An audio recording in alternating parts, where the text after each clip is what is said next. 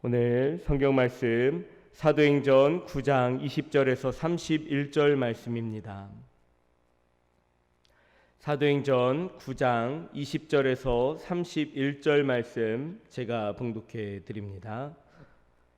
즉시로 각 회당에서 예수가 하나님의 아들이심을 전파하니 듣는 사람이 다 놀라 말하되 이 사람이 예루살렘에서 이 이름을 부르는 사람을 멸하려던 자가 아니냐. 여기 온 것도 그들을 결박하여 대제사장들에게 끌어가고자 함이 아니냐 하더라. 사울은 힘을 더 얻어 예수를 그리스도라 증언하여 다메섹에 사는 유대인들을 당혹하게 하니라. 여러 날이 지나매 유대인들이 사울 죽이기를 공모하더니 그 계교가 사울에게 알려지니라. 그들이 그를 죽이려고 밤낮으로 성문까지 지키거늘 그의 제자들이 밤에 사울을 광주리에 담아 성벽에서 달아내리니라.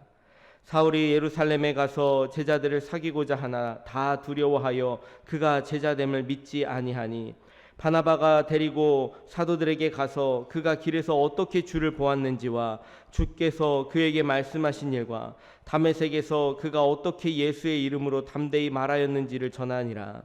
사울이 제자들과 함께 있어 예루살렘에 출입하며 또 주 예수의 이름으로 담대히 말하고 헬라파 유대인들과 함께 말하며 변론하니 그 사람들이 죽이려고 힘쓰거늘 형제들이 알고 가이사랴로 데리고 내려가서 다소로 보내니라.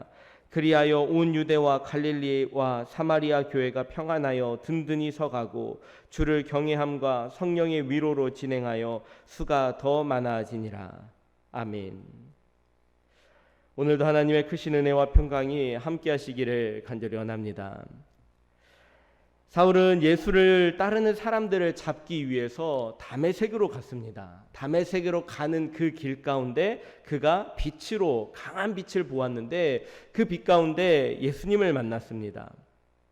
살아계신 예수 그리스도를 만난 이 사울은 완전히 달라졌습니다.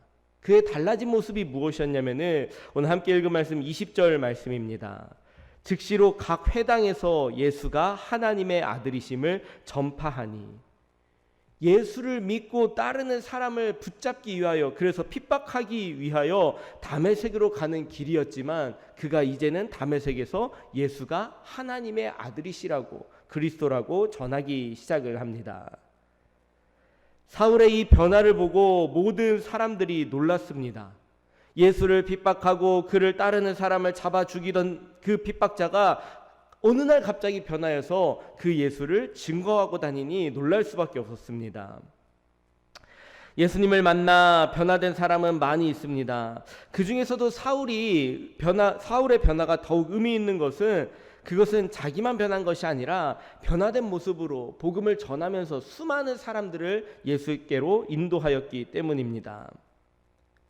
사울이 경험하였던 여러 가지 신비한 일들은 지극히 개인적인 일입니다. 그가 회심의 과정에서 일어날 수 있었던 일들은 어쩌면 사울 자신에게만 해당되는 이야기입니다.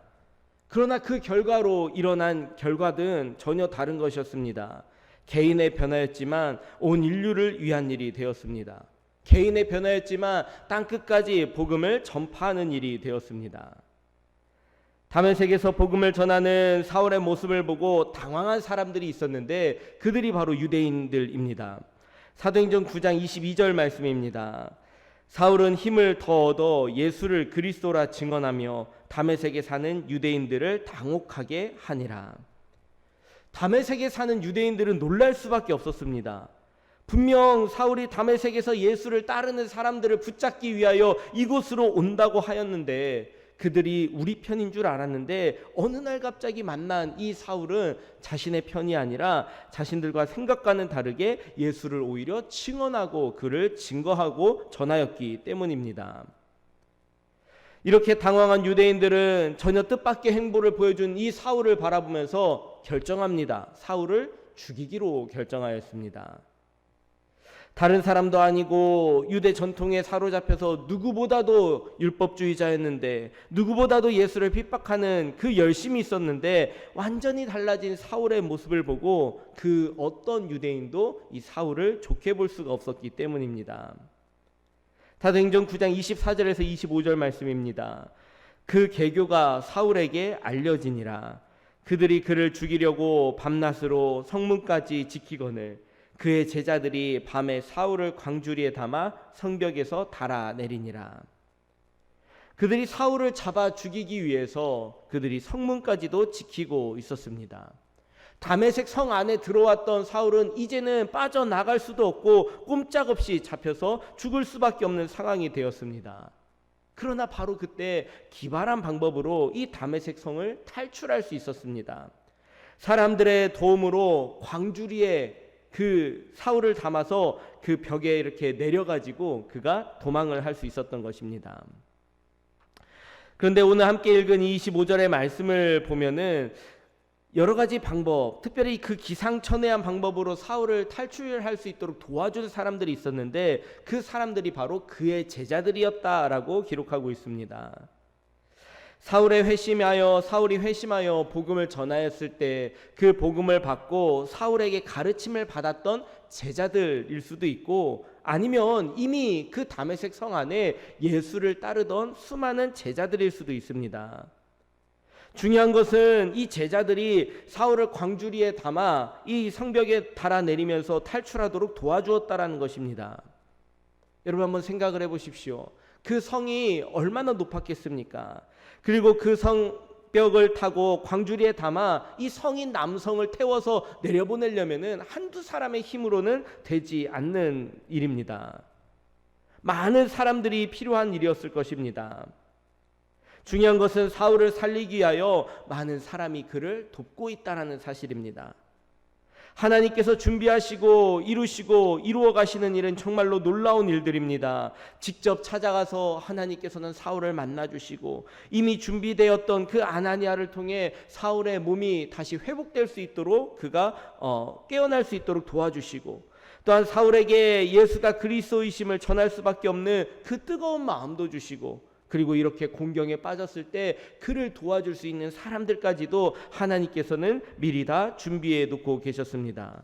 이 모든 것들이 그냥 어쩌다가 이루어진 일이 아니라 하나님의 뜻을 따라 행하는 이 사울에게 돕는 손길들을 하나님께서 허락하셨다라는 말입니다.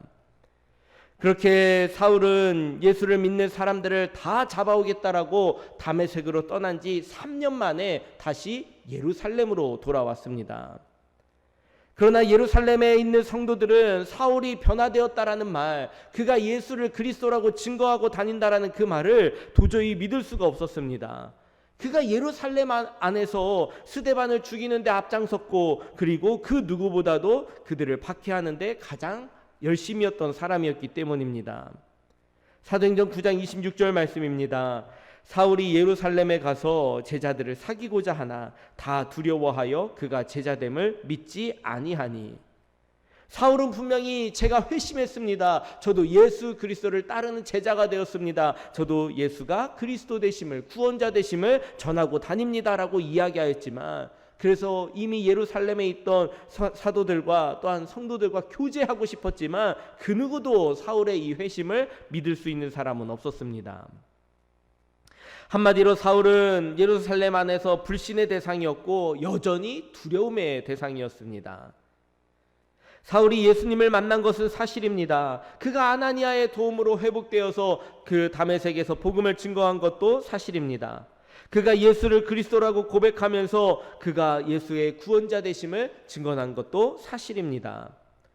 그러나 정작 예루살렘에서는 아무도 자신을 믿어주는 사람이 없었습니다. 분명 사울은 낙심하고 실망이 되었겠지만 바로 그때 등장하는 또 사람이 한 사람이 있습니다. 사도행전 9장 27절 말씀입니다. 바나바가 데리고 사도들에게 가서 그가 길에서 어떻게 주를 보았는지와 주께서 그에게 말씀하신 일과 다메섹에서 그가 어떻게 예수의 이름으로 담대히 말하였는지를 전하니라. 이미 바나바라고 하는 좋은 사람, 선한 사람이 예루살렘의 그 사도들과 성도들과 함께 교제하고 있었는데 그가 나서서 사울을 변호해 줍니다. 사울이 정말로 하나님을 만났고 그가 다메섹에서 복음을 증거하였던 그 일들 하나하나를 그가 전해 주었습니다. 하나님께서는 사울을 위해 결정적인 역할을 할 수 있는 이 동역자를 또한 예비해 주시고 붙여 주셨습니다. 여러분, 이것은 사울에게만 이루어지는 일이 아니라 오늘도 하나님의 뜻을 따라 맡겨주신 일들을 감당하며 나아가는 오늘 저희들에게도 하나님께서 때를 따라 만남의 축복을 더하여 주시고, 그리고 예비하셨던 그런 동역자들을 붙여주셔서 하나님의 일들을 능력 있게 해갈 수 있도록 저희들과 함께 하시는 줄로 믿습니다. 바나바가 사울을 지지해주고 믿어주면서 또한 그에 대해서 보증해 주었기 때문에 사울은 예루살렘에 출입할 수 있었습니다. 그곳에서 사도들과 다른 제자들과 함께 지내며 교제할 수 있었습니다. 그러면서 자연스럽게 사도들과 또한 다른 제자들과 함께 예수님이 그리스도 되심을 선포하며 그 유대인들과 토론하기 시작을 합니다. 사도행전 9장 29절 말씀입니다. 또 주 예수의 이름으로 담대히 말하고 헬라파 유대인들과 함께 말하며 변론하니 그 사람들이 죽이려고 힘쓰거늘. 사울이 지금 이 헬라파 유대인들과 수많은 유대인들과 변론하면서 예수의 그리스도 되심을 증언할 때 사람들은 그를 못마땅히 여기고 죽이려고 했던 이 모습이 이미 앞에서 나왔던 스데반이 유대인들 앞에서 예수가 그리스도 되심을 증거하고, 그리고 사람들은 그러한 스데반을 죽이려고 하였던 모습과 너무나도 비슷합니다. 그 결과로 스데반은 죽임을 당하게 되었습니다. 이 사실에 대해 누구보다 사울이 가장 잘 알고 있었습니다. 사울은 여기에서 유대인들과 예수 그리스도를 전하고 논쟁하는 것이 어떤 결과가 나올 것인지 누구보다 잘 알고 있었지만, 그럼에도 불구하고 그는 예수를 그리스도 되심을 증거하는 것을 멈추지 않았습니다. 한마디로 내가 이제는 복음을 전하다가 죽을 각오가 되어 있다라는 뜻이기도 합니다. 사도행전 9장 30절 말씀입니다. 형제들이 알고 가이사랴로 데리고 내려가서 다소로 보내니라. 이러한 위기를 다 알고 사람들은 또한 사울을 피신할 수 있도록 도와줍니다. 여러분, 오늘 함께 읽은 말씀을 보면 도대체 사울이 얼마나 많은 사람들을 통해서 도움을 받았는지 알 수 있습니다. 19절에 보면 다메섹에 있는 제자들에게 도움을 받았고, 25절에 보면 그의 제자들, 또 믿는 사람들이 그가 피신할 수 있도록 도와주었습니다. 27절의 말씀에 보면은 어떻게 할 수 없는 그 상황에서 바나바가 자신에 대하여 보증을 해주면서 그를 도와주기도 하였습니다. 그리고 30절의 말씀에 보면은 형제들이 이 악한 계획을 알고 사울을 보호해주면서 다른 곳으로 피신할 수 있도록 도와주기도 하였습니다. 사울에게 어떻게 이러한 일들이 계속 일어날 수 있었겠습니까?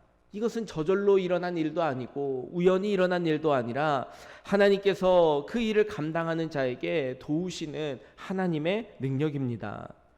오늘 우리도 마찬가지입니다. 여러 가지로 막막하고 답답하고 길이 전혀 보이지 않고 어떻게 해야 할지 모를 때 우리는 사울과 같은 믿음의 고백으로 주님 앞에 나아가야 할 줄로 믿습니다. 하나님의 일을 이루어가는 자에게 하나님께서 그 능력을 함께 하신다라는 고백, 하나님이 항상 우리와 함께 하시며 우리를 도우신다라는 고백, 주의 사명을 감당하는 자에게, 땅끝까지 복음을 증거하려고 하는 자에게 하나님께서 세상 끝날까지 내가 너와 함께 하겠다라고 말씀하신 그 말씀을 붙잡는 고백으로 나아갈 수 있는 저희들이 모두가 되기를 간절히 원합니다. 하나님의 일하심은 정말로 놀라움의 연속입니다. 예루살렘에 성령이 임하였고 성령 충만하였던 베드로가 예수 그리스도의 부활의 그 복음을 증거하였을 때 3,000명이 회개하며 돌아오는 역사가 일어났습니다. 날이 갈수록 예루살렘 공동체는 부흥해 갔습니다. 이때 성도들은 어려움이 찾아올 거라고 생각하지 못했지만, 그러나 사울이라는 사람이 박해하였고 스데반이 순교한 후에 예루살렘에는 큰 위기가 찾아왔습니다. 그러나 이것이 다가 아니었습니다. 성도들은 낙심하여 예루살렘을 떠나게 되었지만 그 결과가 무엇이었냐면은 바로 복음이 확산되어져 가는 그런 계기가 되었습니다. 하나님의 역사가 왕성해지다가 어려움을 당하여 모든 것이 끝났다라고 여겨진 순간에 또 다시 하나님께서는 도움의 손길을 붙여주면서 계속 그 일들이 이루어갈 수 있도록 도와주셨습니다. 오늘 하나님께서 행하시는 일들에 대하여 사도행전의 말씀은 이렇게 기록합니다. 사도행전 12장 24절 말씀입니다. 하나님의 말씀은 흥왕하여 더하더라. 하나님의 말씀은 계속해서 확산되어져 간다는 것입니다. 하나님의 일하심은 여전히 끝이 없다라는 말씀입니다. 여러분, 오늘 우리의 삶의 자리에서 하나님께서 맡겨주신 귀한 일들을 감당할 때, 특별히 우리 수도교회가 그 일들을 감당할 때 어려움이 있을 수도 있고 위기가 찾아올 수도 있고 두려움이 몰려있을 수도 있겠지만, 우리가 끝까지 포기하지 않아야 하는 이유가 바로 여기에 있습니다. 하나님이 여전히 우리와 함께 하시기 때문입니다. 사울의 모습에서 확인했듯이 우리의 어려움 당할 때 하나님께서 피할 길을 내어주시고, 두려움이 있을 때 하나님께서 도움의 손길들을 붙여주시기 때문입니다. 하나님이 우리와 함께 하신다면 어려움이 찾아올 수도 있지만 그것이 끝이 아니라 다시 부흥하며 더하여지는 역사가 일어나는 그 놀라운 기적을 경험하는 저들 모든 삶의 자리가 되시기를 주님의 이름으로 축원합니다. 함께 기도하겠습니다. 고맙고 좋으신 하나님, 감사합니다. 하나님의 뜻을 붙잡고 하나님의 일을 감당하는 자에게 하나님께서 어떻게 도우시는지, 어떻게 그와 함께 하시는지, 어떻게 그에게 능력을 나타내 보이시는지 오늘 사울을 통하여 우리들에게 알게 하시니 감사드립니다.